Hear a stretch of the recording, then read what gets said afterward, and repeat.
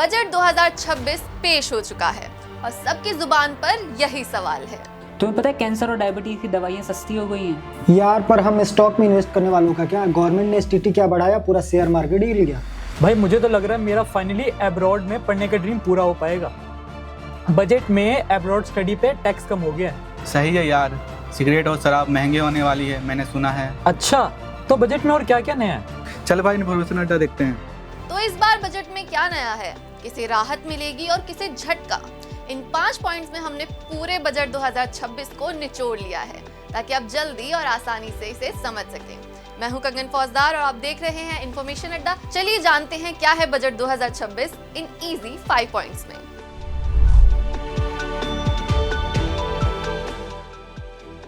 सबसे पहले बात करते हैं आम आदमी और मिडिल क्लास की। थोड़ी मायूसी है क्योंकि इनकम टैक्स में कोई राहत नहीं आई है। पिछले साल के टैक्स स्लैब्स ही कंटिन्यू रहने वाले हैं, पर अच्छी बात यह है टियर 2 और टियर 3 शहरों के लिए अतिरिक्त इंफ्रास्ट्रक्चर फंड जैसे सिटी इकोनॉमिक रीजन्स में 5000 करोड़ की योजना का ऐलान किया गया है।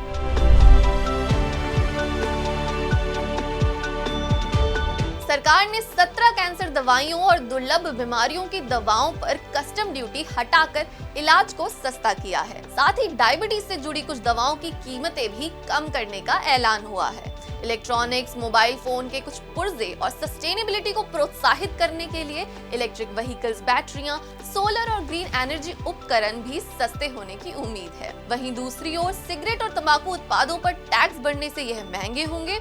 फ्यूचर्स और ऑप्शंस ट्रेडिंग पर एसटीटी बढ़ने से शेयर बाजार में ट्रेडिंग की लागत बढ़ी है और कुछ लग्जरी व इंपोर्टेड सामान भी महंगे हो सकते हैं।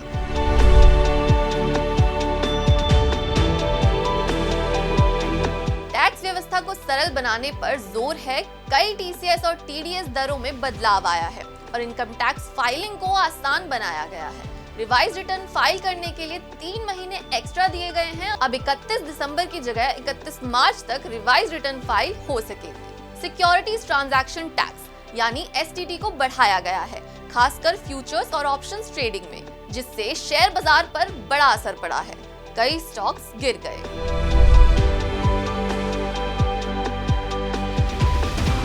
सेमीकंडक्टर्स, बायोफार्मा और इलेक्ट्रॉनिक्स जैसे क्षेत्रों में भारी निवेश की घोषणा की गई है, जैसे सेमीकंडक्टर मिशन 2.0 और बायोफार्मा शक्ति योजना। एमएसएमई को समर्थन देने के लिए 10,000 करोड़ एसएमई ग्रोथ फंड भी बनाया गया है। साथ ही खादी, हैंडलूम और ग्रामीण उद्योगों को बढ़ावा देने के लिए महात्मा गांधी ग्राम स्वराज मिशन जैसी योजनाओं पर भी ध्यान है।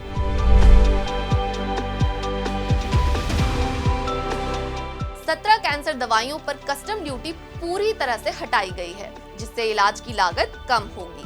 रेयर डिजीजेस की दवाओं पर भी छूट दी गई है। साथ ही डायबिटीज की दवाइयां सस्ती करने का भी ऐलान है। सरकार ने बायोफार्मा शक्ति नाम से 10,000 करोड़ का इनिशिएटिव शुरू किया है, जो भारत को बायोलॉजिक और बायोसिमिलर दवाइयों का वैश्विक हब बनाएगा। साथ ही मेंटल हेल्थ पर भी इस साल काफी जोर दिया गया है। सरकार उत्तर भारत में national institute of mental health and neuro sciences launch करने पर काम कर रही है।